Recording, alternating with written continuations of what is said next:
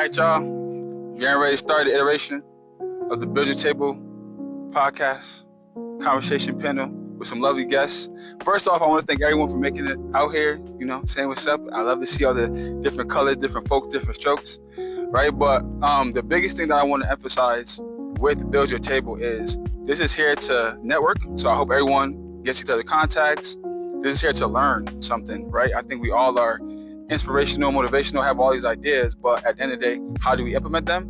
And then we want to have some key takeaway items that you can implement either today or tomorrow to implement into your brand, into your strategy, to make your brand what it's supposed to be, right? So again, thank you guys all for taking time for yourselves to be here, most importantly. But want to take some time for the guests, the panelists to introduce themselves. I was going to try to do the bio. I'm going to have them do it. I feel like I can do it better than I can. So since you're to my right, Christy, please take it away. Hi, everyone. I'm Christy. I am the founder of a youth-based nonprofit, Children Striving Together. It is based here in the city of Compton. We make 12 years on March 18th, and we focus on the youth ages 5 through 18, little one. We do mentorship, tutoring, enrichment activities, life skills, just things that'll enrich and foster our youth. Because yes, there are a lot of programs out there, Boys and Girls Clubs, YMCAs, but we just make it our own and not compare it to anything else, but something great for the youth. And then I also have a for-profit business called The Power Legacy, and I assist individuals with starting their own nonprofits from scratch, grant writing, strategic planning, you name it. And then my last venture is I started teaming up with the nonprofit plug. Shout out to Dr. Sharon, and we call ourselves the Power Plug because we do the same thing. And so it just made sense to collaborate on a lot of different projects when it comes to nonprofits. So essentially, I'm from Compton. I love all things nonprofit, born and raised. I'm a Virgo and I love food. Okay, well, hi everyone. My name is Megan. I'm originally from North Carolina, but I've been in LA for almost 10 years now, and I have a business called the Bouquet LA. It's a digital media company, and we promote Black businesses, Black events, just anything that will uplift us as a community. So yeah, I'm very much in the digital media space. I'm also a writer. I've worked in news and PR for the past 10 years. So writing is very much my thing. Storytelling is very much my thing, and telling our stories is something I'm very passionate about. What's your sign? What are you? I'm a Taurus. I love long walks on the beach and tacos. Hey everyone, how's it going? My name is Zay Green. I am the founder of a nonprofit called CLOckedIn. Our focus is simple, just impact lives through health, wellness, and fitness and moving the body. I'm from Dallas, Texas. I lived in Cali for going on 11 years this year. I'm a Leo. Any Leos in the building? The most important man, the cameraman, is Leo. One time. But yeah, in my free time, I spend every day with the love of my life. Come on, man. All right, Dr. Sharon, one time. As well as I'm a book reader. I'm an avid book reader. In undergrad, I was an English major. Fun fact, English majors are the worst spellers on the planet. So yeah, fun fact. Did I say I was a Leo? One time. I am a Leo. That's all I got. Hey everybody, my name is Erica Renee, and I'm CEO of the one and only Compton Isn't Dangerous. Y'all. And our mission to change the narrative of Compton through fashion, through community events. And I'm a Pisces, the best sign. Yeah. My mama Pisces. Best sign ever. And yeah. So I wanted guests to talk about themselves, but my name is Trell. I'm your host. Yeah, I got the mic clip. You feel me? Since I was making sure. You know what I mean, right? But shout out to London, the clip, right? But a little about me. I've been in brand strategy and business development for going on like 10 plus years. I started more like with entrepreneurs and influencers in my hometown and trying to help them gather and figure out what they have to do. It was really like, it wasn't structured in no way, form. I kind of just learned on the whim, read a lot of books, had some mentors. But moving to LA, you realize that you have to be more serious about your craft. You know, everyone moves out here for a reason, so you can't just be like, oh yeah, I just met up with Joe Schmo and I put one and one together. So over this year, I've been taking time to really dive out my plans, and I have a couple different iterations. So I have the Collective Agency, which we focus on business management and brand strategy. I have the Collective Group, which is a nonprofit. We focus on the mental health and wellness of the community members, whether you're a woman or a man.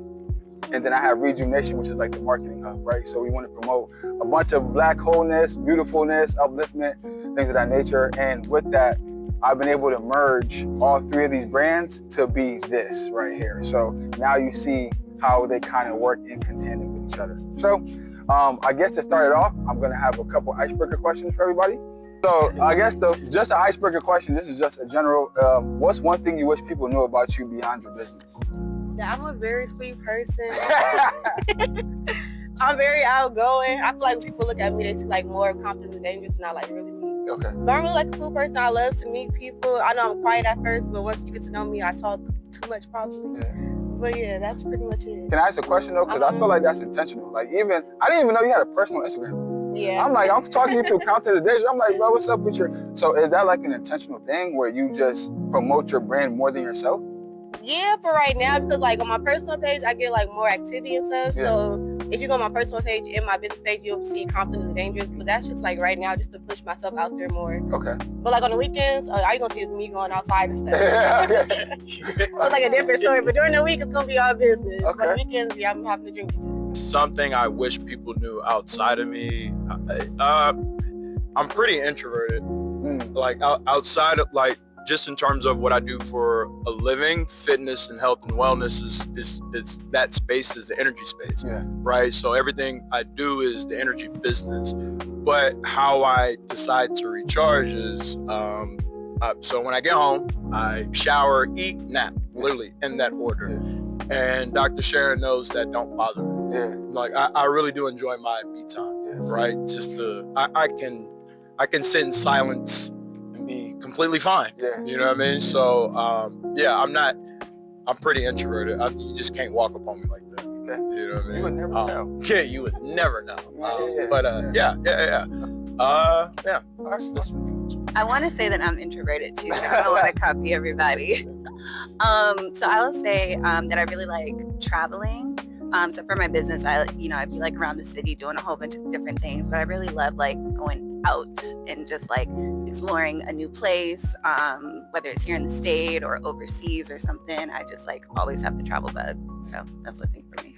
I'm gonna say, besides being a lover of people, what people don't know, I really miss my grandparents. Like, I know it's like so off topic, but they're not here anymore.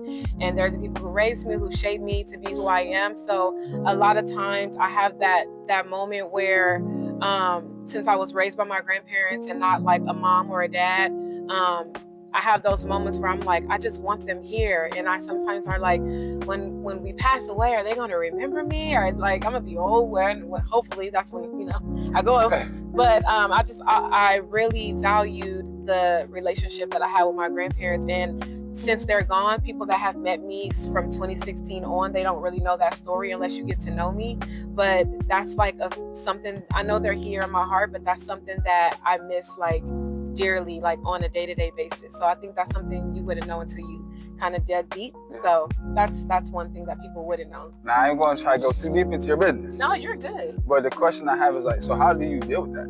I deal with it through family, friends, and prayer, to be quite honest. I try to find something that my grandparents may have given me, or I see a similarity in someone and I kind of utilize that. Even like people that are older than me, I kind of find like those mother figures or those father figures in other people. It doesn't necessarily have to be like, oh, you're a grandparent or anything like that, but that's how I deal with it. And then all the great things that happen for me, the great moves that I make, I always like, oh, you got me. Yeah. So that's how I deal with it. I have moments, of course, especially like death anniversaries and things of that nature. But other than that, I just deal with it by being with people that I love, and it makes me think of them because they really love me. I mean, just to piggyback off of that, I think raising hands, how much of us lost someone that we love in the crowd, in the community, right?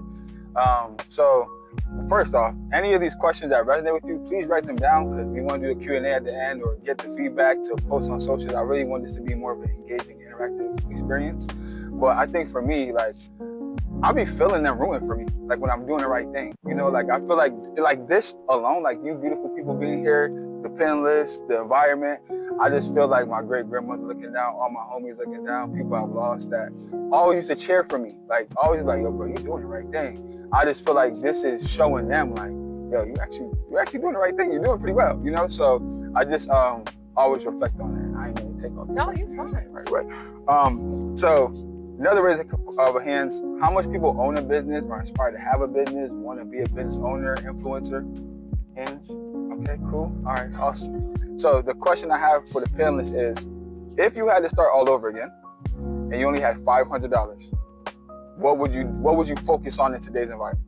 Go ahead, girl. You got the mic in your hand. I didn't know. I just talked. Hey man, Make sure. hey man, we could piggyback on whatever. Honestly, if I had $500 and I was starting all over, doing this all over again, I would invest in a coach and say, this is all I have. This is what I need. This is what I need to get to where I'm going. So with this budget, what can you teach me? What can you show me? Because for me, I feel like my nonprofit to start would probably have been somewhere else. I mean, everything happens for a reason, but I feel like it would have been somewhere else if I would have had the pause to just say, okay, let me make sure I'm doing this the right way. Because when we first start, there's a lot of mistakes that we make. And I know a lot of people are like, well, I could do it myself. I could research it. I could Google it, you know, whatever we may be able to do. Now AI, ChatGPT, all that stuff, and we can, but why not go to someone who's already done it? Why not go to someone who's already very successful? They even talk about the circle of people you want to be around. Not to say if anyone is broke or rich or whatever, but I do want to be around the millionaires and the billionaires because they got there some kind of way. So that's who I want to be around. So I would take that 500, invest it in a coach, you know, someone that I've done my research on, an intentional coach, not just anyone, and then try to build and make the right thing. So that means if it means pausing and you can't launch this right now, you're not ready, not feeling so antsy. Because sometimes it's like, oh, I want to do this, I want to do this, but it's not ready yet. That's like a baby. When the baby is being born, it's in there. The baby is brewing for 9-10 months purposely so that they can be ready to debut themselves to the world, and they're ready to be here. So it's the same thing with our businesses. Like, we don't want to move too fast. We want to debut our businesses when it's time. So that's what I would do. I definitely do agree with you on that as far as like starting by getting the wisdom and like insight. I definitely wish that's something that I would have done more with my business. But with my business, I really didn't have a lot of money to start my business. So I think if I were to start again, with how my business is set up, I think I would kind of just use the money for more of like polishing and solid marketing. I'm really big about my appearance and how my brand presents itself to other people. I like for it to look clean. I like for it to look professional. So I think kind of just like elevating that, maybe getting somebody, like consulting somebody for like a website and, you know, different like cards and brand materials, and kind of just making sure that when I do present my business, it's giving people the best first impression of it. So piggyback on both of yours, right? Like, if you guys did not know, there's a couple coaches in this room, right? Shout out to the boot camp. We're going to talk a little bit more about that. I ain't going to butcher the name, but for anyone that's looking to start a nonprofit, the boot camp for me was so inspirational, so motivational, and just so insightful on like things that I could take away. I mean, these are my dogs, right? So yeah, whatever, y'all my coaches, my mentors, but I can actually call you and be like, hey, you know what you're thinking. So I appreciate that aspect of that. And then for the marketing and everything, shout out to you for teaching me about like changing my thumbnail. Right? Like, I did not know that you could do that. Did you guys know that? Like, when a post is posted on Instagram, you go back and rechange it? Man, I had no idea. Life changer. I'm about to go back and change a bunch of them, right? But go ahead, Zay, I'm sorry. If I was to start over, I'm gonna use personal training and tie it in with the nonprofit. If I was to start over and have $500, one, I would invest that $500 in, I would say, Amazon stock before it went north of 1,000. But I wouldn't change anything. Yeah. And one of the most powerful quotes that Steve Jobs said is that you can only connect the dots going backwards, not forward. So I say that to say every failure, every adversity, every late night, being in the park, training during COVID, 16 hours straight. I wouldn't change that because it developed a level of grit that can't nobody take from it. Yeah. You know what I mean? So I wouldn't change anything. That's not to say I have it all figured out, but I know through the adversity that is going to shape and mold how I can become better. You know, one thing I do love about Zay is his greatness. Like, Zay is who he is. And he's not changing who he is for nobody. And I really appreciate people who will be authentically themselves, even if that makes other people feel uncomfortable. So thank you for showing me a little bit of being gritty, because I also take that and try to use it to my advantage as well. Yeah, no, for sure, right? Like, and how I would compare that or transition to the nonprofit is that the bulk of the demographic that I train is youth. Yeah. And right now the youth is searching for a guidance. And if I wasn't able to have tough conversations with myself to show up for myself, how am I going to show up for the youth and say, hey, you need to go to school, right? Like, you need to apply yourself. Why can't you get all straight A's and be a cool kid? Yeah. Right? Like, but if I was afraid to have that conversation with myself internally, how can I have it externally? Yeah. Right? So, and because right now I was in Watts last Sunday teaching the youth, and the amount, am I able to cuss? Yeah, man. Okay. The amount of, well, I'm not because there's a woman right there, but the amount of kids that, so how I was raised by military parents. I was born in Stuttgart, Germany.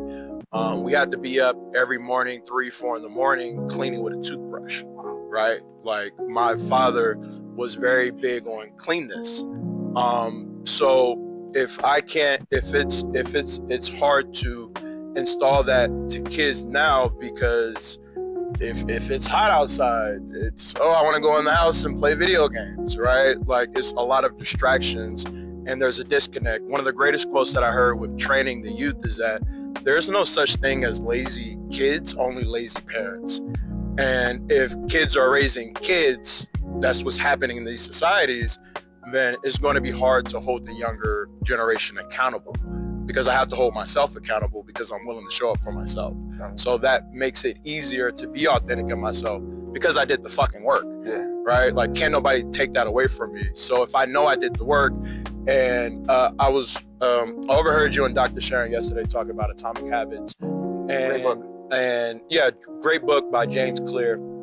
And he was like, the reason why there's a lot of insecurities with showing up for things is because you're not prepared. Mm-hmm. And when you're prepared, you're able to have that level of confidence that intimidates others, because you know you've done the fucking work. Right. You know what I mean? So that's the biggest thing for me is doing the work.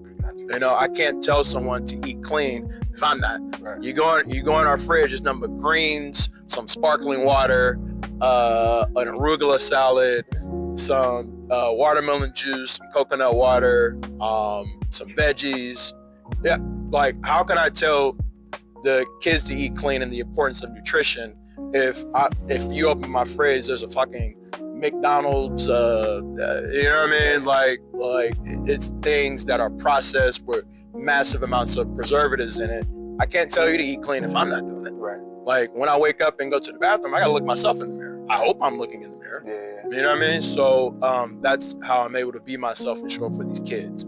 Something I'll do differently than what I did before was go to an outside source to make my clothes and stuff. I'll get the material myself, because what I learned is when you up and coming, people will play with you. Yeah. And I'm a female and I'm black, and I was 22 when I first started. So I was young. I had all the little red flags. You know, people really play in my face. So I will cancel them out and get the stuff to make the clothes myself, and use my family and friends as billboards, because I just see everybody, you know, they got it on. You see them? Hey, we want to take a filmy photo. I ain't got no CID on, but I want Not yet, but you gonna get some. Yeah, come on. But when they wear it, other people like, where you get that from? And then it gets me customers. So I'll just focus on everybody, the whole panel wearing. Yeah, 100%. Church, they asked me this morning See, look it. Yeah. So I'll Come cancel on. out the middleman. I'll do everything myself and have my folks help me. Absolutely. The questions I have next are focused around the 3 P's, as I call it: pain, passion, or something that you learn professionally, right? So I feel like those are 3 ways that you could incorporate developing a business, whether you have an idea or you want to. So I'm going to go down these different iterations, and there are specific to certain people. So I want to start with, I'm going to just start with E, because, you know, she started off right, ended it right? So for you and community and brand movements, the question I have is, you built a brand that challenges stereotypes and reshapes narratives. How can businesses take a struggle and turn it into a movement? They can take a struggle by seeing like the positive and the beautiful things in it. I feel like every negative thing has beauty, no matter how deep inside it is. Like you can always find what it is and bring it out and change the narrative and stuff. So just changing your point of view and how you see things that's negative to you. Right. Can you talk a little bit more about, like, what was that moment when Compton Isn't Dangerous came to be? It was like, you know, I'm about to start this, like, just looking in the skies in this car. Man, it's crazy because I said I would never make clothes. Like, I would have every hustle but clothes because I was a basic person. Like, I know I got sweats on right now. Yeah. But I'm a sweats type of person. But anytime I got pants and stuff now. Mm-hmm. But Compton, they just came about because I was having the same conversation with everybody. And so my folks from out of state, they came out here and they had so much to say about Compton and they never been to Compton. So we had to say, like, going back and forth, like, how you gonna tell me about Compton? You feel me? Da. So I was just like, Compton ain't dangerous. And they was like, put on the shirt. And so I put on the shirt. Okay. And now we're here. Just arguing with people, my family. Another thing that you're really, really good at is, I feel like you have so much loyalty behind your brand. Every time I see you posted someone, everyone, you got Andre in there. I have a good team. You got a good, Andre like everybody. Can you give someone some insight on how to build that brand loyalty? Just being outside. You gotta be a familiar face. Cause even Veronica was like, girl, I see you everywhere. Like, girl, you gonna keep seeing me everywhere. But with Andre, it's like, it's crazy because when I first met him, it was 2 years ago. He supported me, but he knew what I was doing, but he didn't really like know me and stuff. And he kept seeing my hustle. And I feel like he got curious. And then now he hear my stuff like often. Yeah. And now he really rocking with me. So it's like just being outside and people seeing your hustle and stuff and how you like move. I feel like that's very important. That you don't catch everybody's attention. 1000%. If there's a younger Erica running around here like, man, I'm 22 years old, I'm about to start my next Compton Isn't Dangerous. What would be something like a key takeaway that you learned on your journey that you, besides for, you know, investing in just working with your family, what is something that you would tell them? Don't listen to the outside folks because they don't see your vision. Your vision is for you. God gave you that for a reason. Like when I first started my brand, I had stopped because I was listening to everybody else. Wow. But they don't see what I seen. Yeah. So I had to tell myself and learn, like, just block out the outside people, like the noise and stuff, negativity. God gave you that vision just for you. No matter how far-fetched it is, if nobody done it before, like, you could be the first one to do it. Yeah. You know, it's crazy. Even, like, forget the younger Erica, that's speaking to me. Because I feel like I've been told everywhere in the sun that I do too much, I'm always doing this, I'm always doing that. And I think the feedback that I wish I got was, how do we find a way to condense it where it makes sense?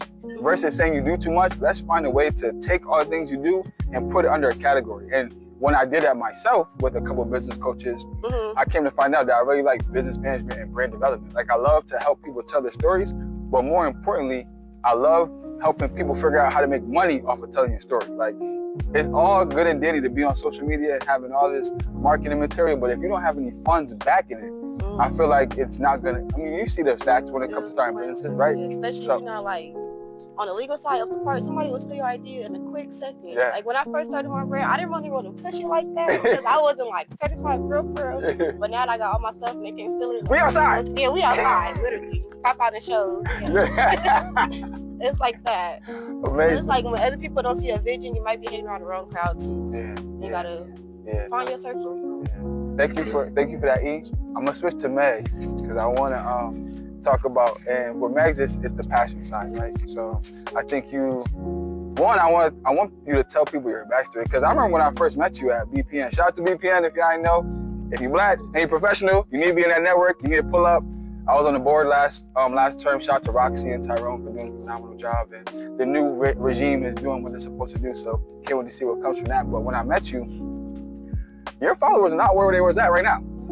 And you told me, you was like, yep, I got a vision. I'm about to make it happen. And look at you now getting awards. I want you to talk about that as well.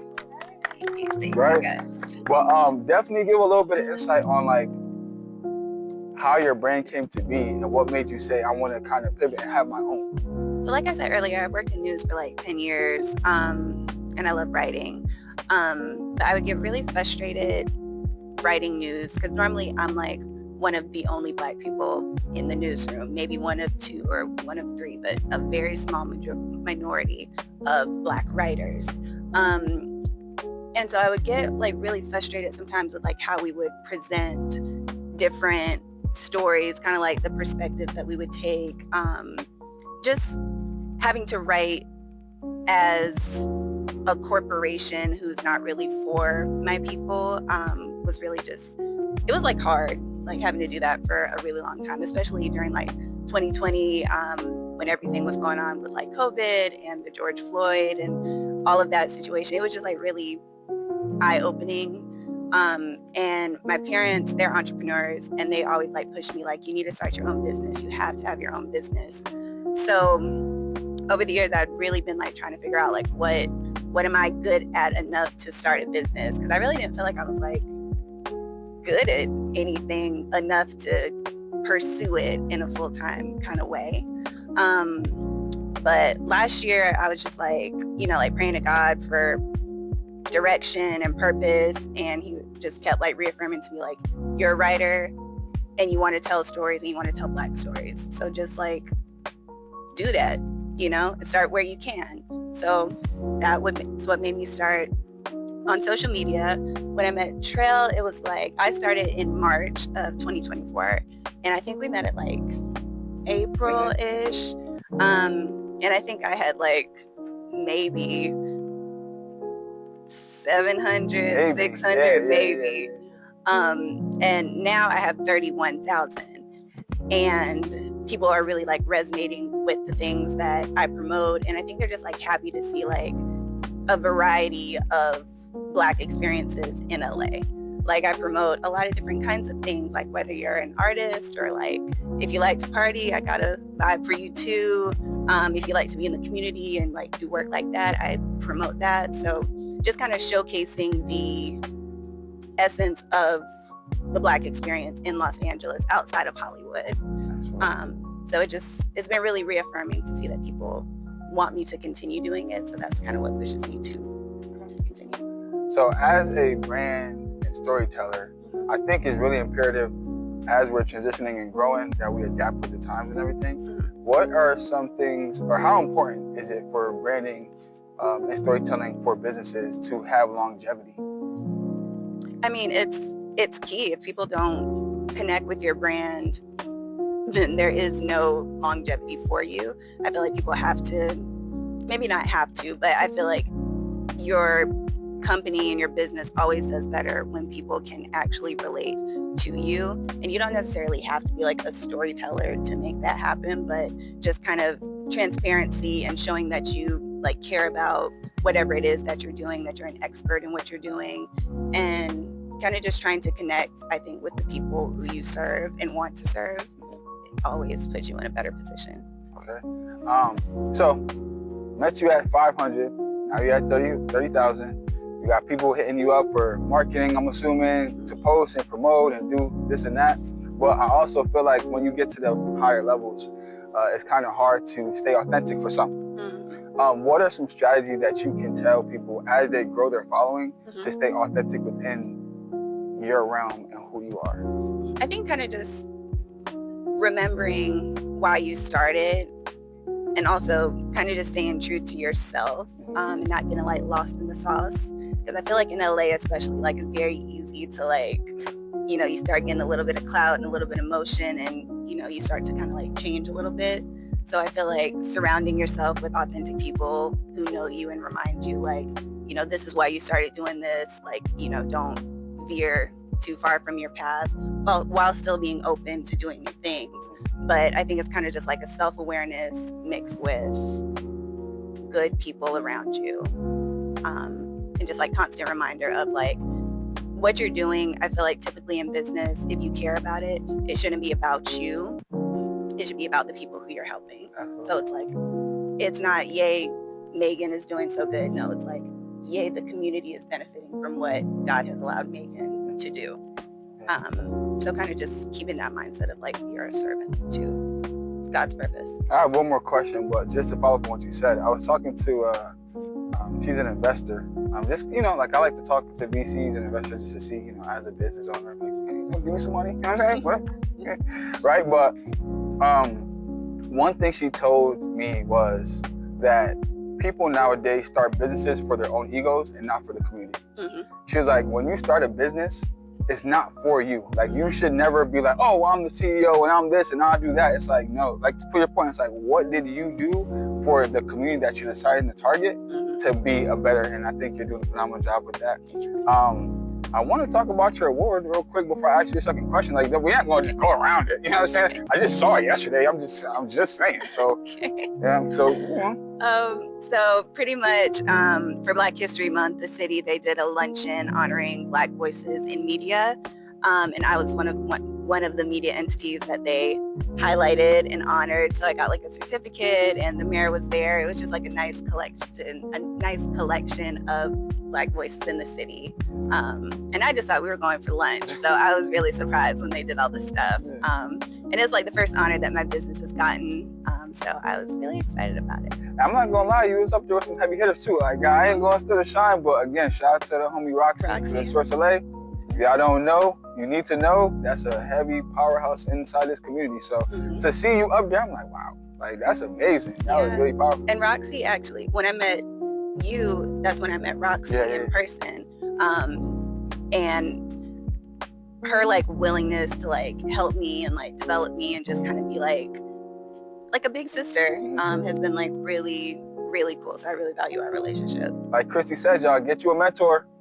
Get you someone that cares. What's up, y'all? It's your boy Trail, and I want to talk a little bit more about building your table. I want to talk about some reality of entrepreneurship in our community. Right now, Black and brown entrepreneurs are starting businesses at record rates, yet we still face some of the biggest barriers to success. Here are some of the facts. 5.4 million new businesses were started last year, yet Black-owned businesses receive less than 2% of venture capital funding. Black entrepreneurs are twice as likely to be denied loans compared to others, and 80% of small businesses fail within the first 5 years, not due to lack of talent, but because of limited access to capital, strategic knowledge, and the right network. That's exactly why Build Your Table exists. On March 1st at CMS Wellness, we're creating a space where entrepreneurs, creatives, and professionals can gain the resources, insights, and connections needed to truly grow and sustain their businesses. You can expect expert discussions on funding, branding, and business development, networking and business matchmaking, live content creation and brand visibility, a culture of collaboration over competition, and as a bonus, if you've ever been unsure about what type of business to start, how to build it, and how to stand out from the crowd, we will have a Business Bootcamp 101 mini-series talking about the 3 main foundations that I think you need to build a business. Tag someone who needs to be in a room, share this message, and let's continue to build our community and own our tables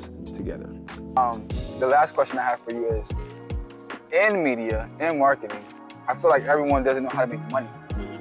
What are some strategies that you feel like could be incorporated to make some dollars behind your brand? As far as like a media and marketing standpoint, I think you just find whatever you can do that other people can't do or aren't doing. Like you position yourself in a way that you are invaluable, whether that is like through your connections, whether that is through your following or just like your skill set. You just like showcase people your talents and that like how you can elevate them. Because people always like, they care about how you're going to make their business better, you know? So you just have to, and sometimes it's different for whomever you're working with, but you just gotta find it. Because if you're having a business, then you're an expert in whatever you do. So it's just parlaying that to whoever you're working with. Thank you. All right, so we're gonna save bro for last. Zay, we're gonna save last because the ladies should go first. So Christy, and this so I'm really interested to hear your feedback on these questions I had because again, just going through your boot camp and like you have ideas, you think about things, and then when you get the confirmation from people who've been doing it, like yourself and Dr. Sharon for years, it's like, oh man, I can do that. Yeah, let's get it done, you know? And again, going through, and I want you to talk about the bootcamp because I'm pretty sure you guys have another series coming up soon. Maybe? All right, we ain't gonna do no easy. I can't get the easy job. Okay, I'm just saying. But I definitely want you. But I definitely would love for you to talk about what that boot camp did, because that was so inspiring. I took a bunch of notes. I actually shared them with other people who have nonprofits. The biggest thing I took from you guys, and I ain't gonna take too much from y'all sauce, but getting people to come and just call. Right? Like, people feel like you just post on social media and people are supposed to just donate to you. We are not Red Cross, bruh. We are not this brand. We are not that. We are people who are trying to make a difference. So when you gave me the idea of like, you know, if you just get your friends to come together and you guys put up your phone log and actually dial the numbers and ask for donations, your return ratio might be higher than you think. And I've done that a couple of times and look at the turnout. So just want you to talk a little bit about that and then I'll go into your question. Okay.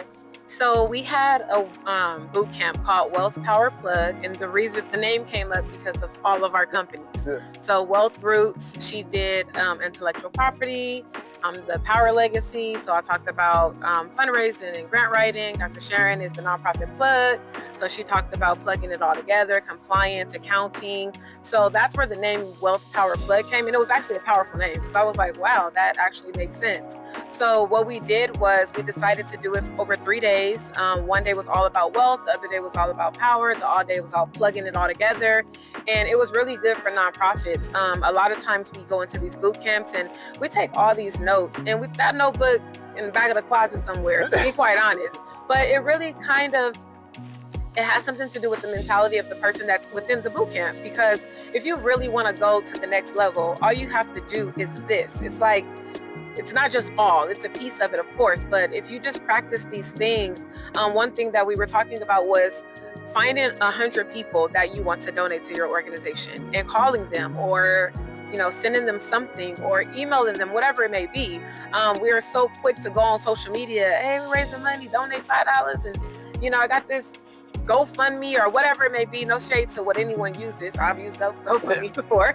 So, but you have to do the actual groundwork. You think about old school people with old money, like the old money that ain't going nowhere. Think about the groundwork that they did to keep these businesses and all the things that they have going on. So it was really cool. We did it 2 times so far. And we had a great turnout. We did a Q&A session at the end for our VIP guests, and we were able to allow them to just talk about whatever they wanted to talk about with nonprofits. And the struggles a lot are the same. It's always about money, or it's always about their team. My board members, I have those struggles right now, today, March 1st. But it's always the same thing. So what can we do to make sure that those pain points are no longer pain points? Once we find that solution to whatever that pain point is, then we just want to reinvent it, because there's no way I want anyone to start a nonprofit and deal with that kind of stuff. It's just not fair, because why? Like, I know we have a lot of gatekeepers and things. That's the last thing I am. I probably do too much pro bono stuff. But that was the boot camp, and we have some retreats that's coming. Okay. Oh, hey, I got a job. I got a job, y'all. We got some retreats coming, and we are excited about that because it's not enough time. Yeah. That hour is not enough time. Yeah. So our thing is we want to do some retreats, but the goal is when you leave the retreat, these things are done. Not you leave these retreats and they're in your notebook to go do later. Yeah. No, you leave this retreat and they're done. So that's the plug. I appreciate that. I mean, even talking about that, like, side note, he's not here, but this is my boy. His name is Handsome Kelly on Instagram. He's a day trader. And he does these retreats every year where he brings his folks and he teaches them the full-on strategy, and they leave making some profit and just learn. So I'm there. Wherever y'all going, I'm pulling out. Hey. So remember, he said that, you guys. Remember that. Hold me accountable. March 1st, 2025. So this question is so important that I'm going to read from, because I don't want to mess it up. Uh-oh. So I think for me as a business owner, there's a bunch of legal things that we do to mess us up. So the question I have is, what's the biggest financial or legal mistake entrepreneurs make that creates more problems than solutions? Ooh, that's like you know what I'm saying? But I'm gonna say one thing, because this is the one thing that grinds my gears. And that is when I hear someone say, I want to start a business. I already have my EIN. I'm like, what? What do you mean you already have an EIN? What did it go to? To what? So people are creating these EINs because they think that that's the bread and butter of the business, and it is not. It is a step so that you can use that number, of course, to get like funding and build business credit. And if you're a nonprofit, you know, you get your 501c3. So of course that is what it is for, but it is not the first thing that you do. I think we're getting away from actually creating business plans. And I'm not saying you have to go through this person and spend $3,000 and get this full-on business plan. I'm talking about the one you create, the one you wrote about what you want to do.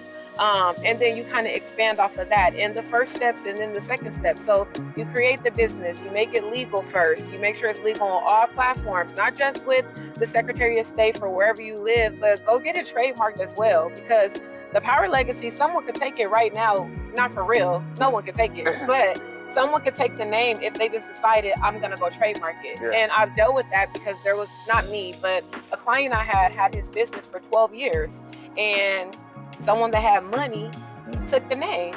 And so it doesn't matter that they had their LLC documents and all of that. It's whoever trademarked it now. So there's other things that go into that, a lot of small nuances that go into that. But I would say, don't be so quick to want to put it out there. You know, you happy, excited, like, oh, I'm gonna post this. Like, oh, yes, get all the social media names and all of that so no one can take it when you're ready. But do your legal stuff first, and then do the next thing, and then do the next thing. So I think that's it's a lot of mistakes I could use, but I'm gonna say that one because that's the clickbait that's on social media right now. If you see, all you gotta do to get a to start a business, everyone probably sees it. First you go get your LLC, get an EIN number, open the bank account, get a loan for $15,000. How many people see that on social media? You click it like, ooh, okay, that's all I gotta do and I can get $15,000? Like, no, it does not work like that. So, I mean, if you have bad credit, you have bad credit in business. Right. It's a reflection of one another. So, yeah. That's a prime example when your OG used to talk about like chicken before the egg, or however, egg before the chicken, whatever. Something like that. Whatever. You gotta think like, which one did it first? I mean, egg, you gotta come from the chicken, but then how the chicken get here? The eggs. Okay, you know, yeah. It's really like, no, because you thinking right now which one came first. I swear, yeah. Yeah, I know. So, the next question I have for you is, so we talked about the telephone or telethon, that's what you guys call it? Yeah. Right. What are some other unconventional or ways that people do not even think about of securing funding for their businesses? I know people don't like doing this anymore because it probably, and this is like, I'm not being funny, I'm just giving everyone a visual. You know, people don't like knocking on doors because you think of like Jehovah's Witnesses and stuff like that when somebody's knocking on your door. But those old school remedies do help. If you think about a brand, Maserati, Rolls-Royce, where do you see their marketing? Where?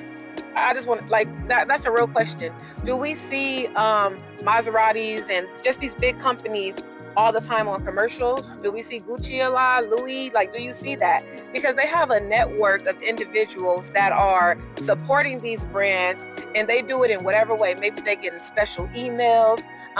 When you go, it's all about an experience. So when you go, there's someone to greet you, walk you around. Do you want to put your bag up here? You want some wine? You know, all these different things that they do because they want that elevated experience so that you can dig in your pockets and you can spend what you want to spend. Well, why are we not doing the same thing with our businesses and our brands? Like, are we too small to do that? Because we're not. So I think that I know they nurture those clients. They contact them. They say, hey, come to this event. We're just inviting you. And I'm not even asking for money, because a lot of times people can see a business and they're like, here you go, asking for money again. But you didn't even talk to me all year. That's like your family wanting to borrow money from you. You didn't talk to them since 2023. Like, it's like, you calling me about $50. I haven't talked to you. So you have to do the same thing with your business, with your clients. We have to talk to them, even if it's just saying thank you. A thing that I recommend, especially for nonprofits, is you do a thank-a-thon. You're not calling them and asking them for nothing. You are thanking them for the things that they did for that nonprofit, for that business, for that year. And some people will be like, oh, you know, they didn't even ask me for nothing. You know what? I'm going to give them a check. It just, things like that happen. So I think those are some unconventional ways. And then when you think about fundraising, there's a word inside of fundraising. Like, the word is fun. Why are fundraisers boring? Why do you be like, oh my God, it's a dread to do this thing? Make them fun, make them your personality. Everyone's nonprofit and business has a voice. So like if I look at Fenty, I hear Rihanna. That's what I hear. I don't hear nothing else talking but Fenty. If I look at a YMCA or a Boys and Girls Club, I literally hear kids when I'm looking at the site. So everyone's business has a voice. Use that when it comes to like fundraising. And if you do have like a youth-based org, you don't have to necessarily say, oh, I'm dealing with kids, so I got to do all kid stuff. Because kids don't have no money. They're not paying those bills. Yeah. The adults are. Yeah. So go do a wine tasting or, you know, a trip to the casino, like something fun that the adults would want to do. And they already spend the money doing that anyway, so why not do that? So those are some unconventional ways to like continue to raise money, nourish your clients, your donors, your supporters, and, you know, stay sustainable. Because trust me, these 12 years did not come because somebody gave me $1 million at all, okay? They came because of the community. Now, I know we could be doing more because life happens and all of that, but that's why we're still here. I mean, God first, but then after God, you know, it's those kind of things. Absolutely. Yeah. So 2 books, well, I'm gonna recommend 1 book because I'm gonna butcher the other one, but there's a book called A Reasonable Hospitality. Like, everything that she said is just about customer service and catering to the people that's giving you money. Forget your clients. Give me money so I can get to them. So A Reasonable Hospitality is a great one. And then the other one is like, eat their lunch. I think that's the name of the book. I'm reading it now, but it's a really good book of like how to stay true to yourself and how to really pour into your services and your customer service on top of that to stand out in a pool where there's so much people trying to be like you. So we're gonna transition to Zay. I know that the weather is getting a little, you know, but I feel it, goosebumps and all that, but but we gonna lock in. So Zay, I've experienced your workouts plenty of times, you know.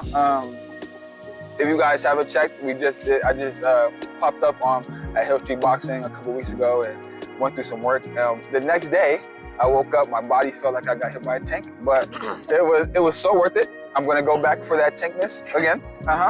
Pause. Oh, good catch. Yeah. But for you, I would like to know, what can entrepreneurs take from athletes when it comes to discipline and longevity? So 2 things. One, that you was with Coach Gabe with Strike with Purpose. Yes, Strike with Purpose. Yes.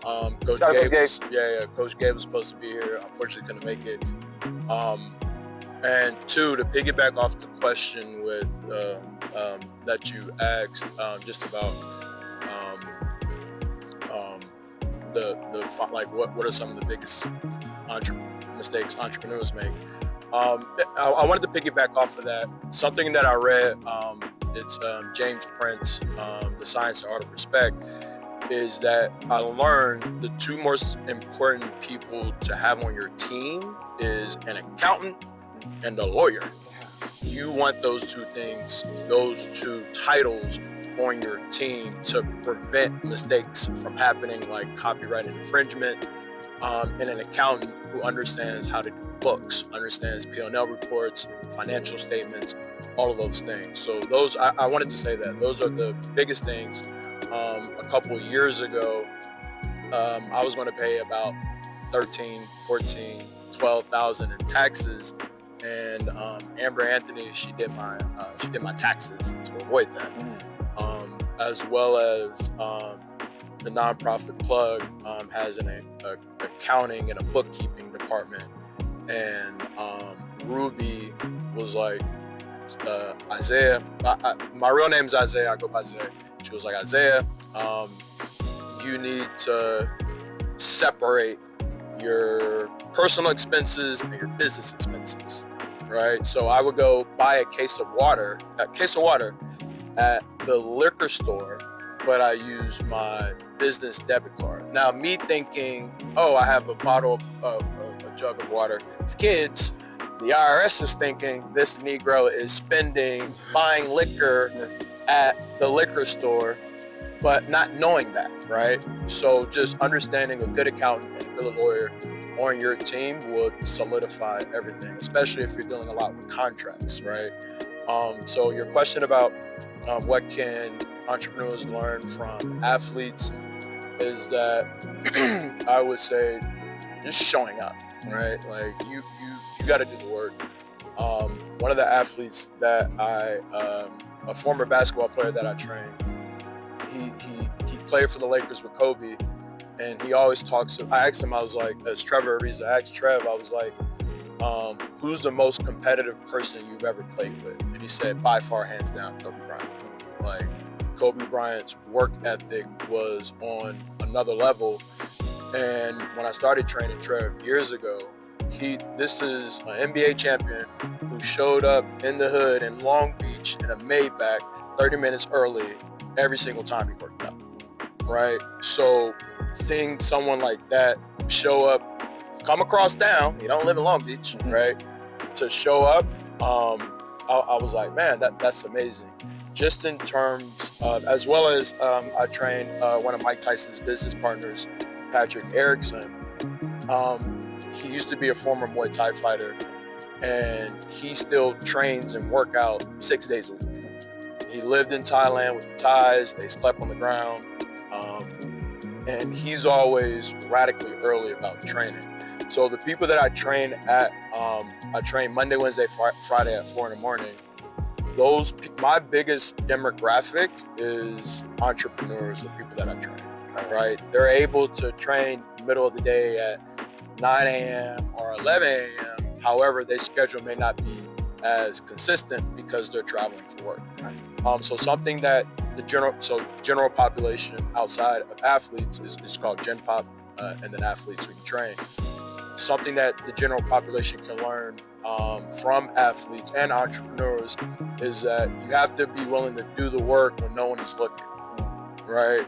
And something that I can say is attest to is when I was training during COVID, I was training outside, and I would be teaching a class and no one would show up, right? So a song that I played every single time was Nipsey Hussle song, where he's just like, never let a hard time humble us, right? Now imagine you're training outside during COVID at the park and you see someone who's on drugs or someone who's homeless, walking around with a machete, right? Like it gets hard to train, right? Like that's just the reality of it. But just showing up and doing the work on a good day and a bad day and never letting a hard time humble us, that's the most important thing. Before I ask the second question, I want to give a shout out back to your statement about like doing the work when no one's watching.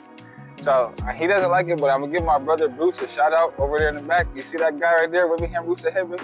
That guy right there, right? So if you guys don't know, I have a Goodfellows fellowship sweater, hoodie on. We have it for purchase if you guys want to donate. You know what I'm saying? But when I first started Iteration, I had this really big idea. Like I want all these guys to come and we gonna just talk, and we gonna be vulnerable and do.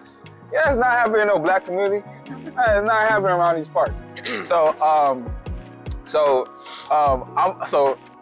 people backed out the day of and everything, and I'm on the way. I'm like, man, I'm about to be late, whatever. Shout out to Lacey in the back too. Hey, Lacey. So Lacey called me like, hey, bro, there's a guest waiting for you. I'm like 30 minutes late to my own event, y'all. I didn't think no one's gonna be there. Don't you overwhelm me. Don't you overwhelm me. Right? So I'm 30 minutes late to my own event. She's like, yeah, you outside. He called me. He's like, yeah, bro, I'm gonna be here, whatever the case may be. And we had a really, really powerful conversation. Right? It was just me and him. On the camera, it's on YouTube somewhere. I got a couple clips on my Instagram, but one thing that showed me is always show up. Like, I didn't know y'all was gonna be here today. I'm great. I'm beautiful. I'm great that y'all here. I'm gratitude. Allah, thank you. Right? But even if none of y'all was here, me and these panelists are still gonna have this conversation as if this was a full house, right? And that's one thing I learned from him. So Bruce, thank you again. And also he made this video, y'all. Yeah, right? So shout out to him for just being an accountability partner in a time where people like me need that, because we'll let the foot off the gas. Next question I have for you, Zay. Sorry guys. Next question I have for you guys is what are some daily habits that you feel like entrepreneurs and business owners need to maintain peak performance? One thing you just brought up that I didn't know, thank you for being vulnerable, is like your pops had you waking up at 3-4 with a toothbrush scrubbing. Like, I'm pretty sure your house is nighty-tidy, There ain't nothing loose and nothing to turn. I already know. But that sounds like it was a daily habit that was ingrained into you. Can you give some of those perspectives for entrepreneurs looking to maintain that peak performance? Slowing down the heart rate and just breathing, right? Like life and death starts with the breath. So think about it like this, right? If whenever we was mad or angry when we was little, what was the first indicator that let the community, your mama, your daddy, your brother, your sister, know that you was upset? It was the chronic breathing, right? So when we're angry, the first thing that blows up is the chest, right? So understanding that to slow things down, we need to slow our breathing down, right? We don't want to be impulsive in a response in business. We want to be with a solid mind and really slowing things down and just breathe, right? The attention span today is 10 times worse because we're constantly go, and that's why I'm so intentional about my alone time, is because when I get a chance to sit down, I'm taking full advantage of it, right? To really be able to sit down and so breathing is the biggest thing, and understanding patience. In business, I would like to say I'm patient. In my personal life, I'm definitely not patient. But if I'm training a client, I'll use boxing for an example. If I'm training a client who is struggling with footwork or turning over punches, I have to be patient with that client, right? Because one, they're willing to do something that they've never done before.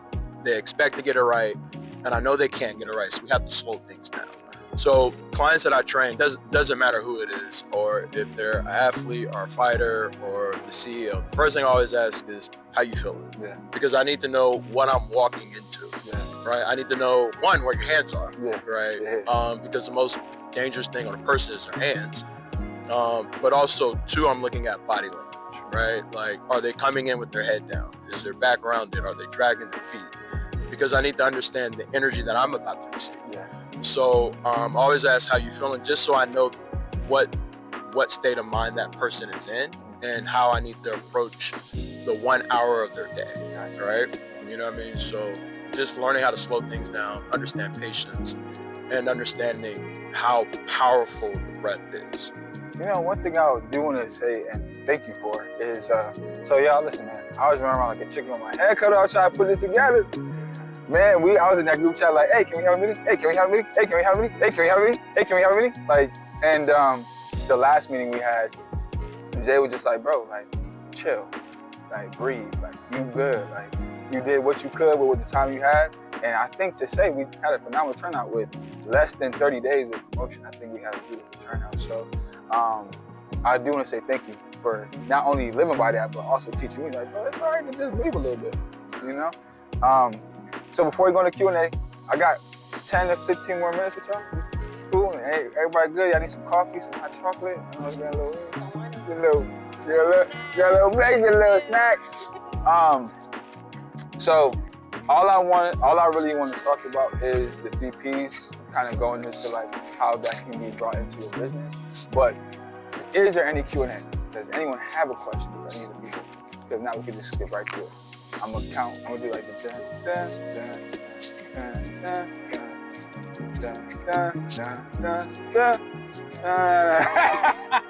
Okay.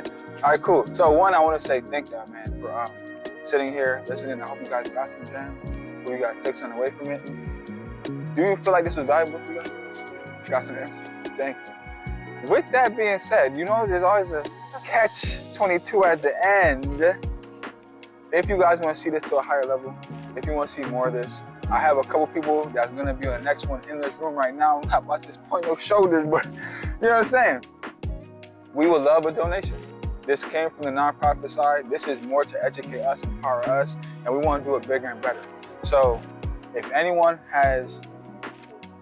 Yeah, for real. Hey, pull your phones out. You know what I'm saying? But the Cash App is Rejuv-Nation LLC. Whatever, I don't care if it's 50 cents. It don't matter. You got 50 cents from me, I appreciate you. Cash App is Rejuv-Nation LLC. Whatever you can contribute will go a long way, and we will never forget about it. You know, it goes towards some of the merch, some more events, pouring back into the community in some way, some form of fashion. So just want to take that time to say thank you. So with that, just talked about those 3 P's. Again, the pain, the passion, or the productivity. I know people think of how much people are in the process of starting a business. We're looking into it. And y'all can jump in too, please. Let me not take the whole thing. But in the process of starting a business or want to start a business, or okay, cool. So a couple things that I will always say is you rely on those 3 P's, right? So for me, I was always in sales and business management role. I always had to manage a book of business. I always had to do the email outreach. I always had to do the sales funnel, calling, following up. I always had to be the annoying guy, pretty much, right? So when I got to start about my business, I'm like, even though I might not like that, I might not want to be called the sales guy or whatever the case. One, I think sales is the most important thing when it comes to life, and just not even business, just life. You guys were sold on the idea to come here to get educated, right? Whoever put the fire up or however it came, that's what got you here. That's sales. You know? Your significant other. Man, there's so much people in this world. You sold that person to take a chance on you, right? It goes, you know what I mean? So it goes that way. So I would say when it comes to the production side or the professional side, think of what you do in your day-to-day. If you got a 9 to 5, what do you do? And you're like, man, I hate this. I was going to curse, but I hate this thing, right? But you're good at it though.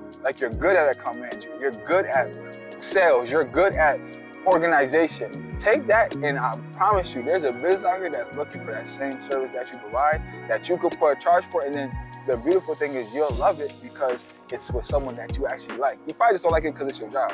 I have a question for you, because you just said that. Are you saying that if there is something that you hate, yes. I'm saying all about what you just said. Yep. If you're saying that there is something that you hate, but you are skilled at it, yes. you still do it? Yes. Because I hated sales for the companies I worked for, but I love sales for the clients I work with. So I really feel like it just was where I was at that I didn't like it. First of all, I hate punching into a clock, so I don't want to be in no one's office at 8 o'clock, period. Right? So if I could do this at the graces of my house, I'm going to do that. But also, when you talk to someone and you hear about the story and why they want to do this, no matter what it is, and you buy into that, why would I not want to make a phone call for you and on behalf of trying to get you some clients to help you with your business, right? It just makes better sense for me. So I took that skill set because I literally was in sales my whole career. Now that I think about it, and I'm like, well, obviously I keep getting sales jobs, I'm good at it. Might as well put it to good use for whoever I'm dealing with. So the clients I work with now, first off, they're my homies. They're my dogs. We spend time together, we work out together, we chill together, we do good, bad at different times, they're there. So for me, it's why not take, again, one of my services that I'm good at and apply it to your business, and then when you scale, I scale, right? So that's what I think about for professionalism. Passion is another thing. That one's a slippery slope, right? You can be very passionate about art or whatever it happens to be. I think the biggest thing when it comes to that is realizing that that's going to take time to build out the game plan and the system. That's not a productivity. That's not a professional thing. So that's something that you just woke up. I want to be a singer. You know how long it takes for singers to get a career, right? So you have to be okay with the fact that your check might not come tomorrow. It might come a year from now. It might come 2 years. It might come 10 years from now. They say overnight successes is 10 years in the making, right? So I think when you think about the passion angle, if you have something like a profession to add to it, that's great. But if you are just passionate about a thing, figure out the right audience that needs it and works with it, and then provide that service to them. And then pay, right? I'm pretty sure, so prime example, right? The nonprofit that I started, that came because, again, we all lost people that we love and so on and so forth. But I just got tired of my homies getting killed. And I got tired of my friends falling out with each other because they couldn't communicate. It's bro, you can't just tell me that you're mad at me for X, Y, Z. It got a result of violence. A mother has to die, I has to cry because her child was taken out of this world before them. I'm bro, that don't make no sense. And backstory, when I was a kid, I used to get into a lot of trouble. I got expelled from school 4 or 5, maybe 6 times. And when I went to the judge the last time I got in trouble, I don't know, he just saw something in me. I don't know what it was, but he just was very intrigued with who I was as a person. And he was like, yo, I'm not gonna send you to juvie or none of that. I'm about to mandate you to therapy. So he made, for 3 years, I had to go to therapy every Thursday. I saw the same lady and I had to play a sport. So it was therapy and basketball. So I was playing basketball, so that was helping me to exert my energy, but I was also talking to someone that was helping me to communicate. So she taught me how to play chess, and she got me into books and all type of stuff. And fast forward to the pain part, right? I'm just like, yo, we just as a black and brown community, or just a community in general, it don't even gotta be black and brown. If we just figure out a way to identify something that's triggering us and converse it to someone we care about, maybe we could actually salvage our relationship. You know what I'm jealous about? I'm jealous about people who have 20, 30-year friendships. Like, how the hell you do that? How you got through this with someone for 20 or 30 years? You know how much commitment that means to be in a relationship with someone to that degree, right? So again, I ain't gonna talk your ear out about it, but I just feel like if you think about those 3 Ps and you really figure out like which one resonates with you the best, I promise you there's someone out there that has the same problem you have and they can resonate with you too. So I would like to say thank y'all so much for making it to the first, you guys. So Brother Bruce and me had the first iteration of Goodfellas Fellowship. This is the first iteration of Build Your Table on a Panelist conversation. And I can't be more happy and grateful to have you guys here with your boy. Y'all ain't know me from Hole in Wall. Now I get to know y'all. And if there's anything that not only me, but any of these panelists can do, please reach out. And there are some powerful people inside these seats too, so make sure y'all network, right? But with that, we're gonna conclude. I wanna say thank y'all again, and looking forward to see y'all to the next one. Right.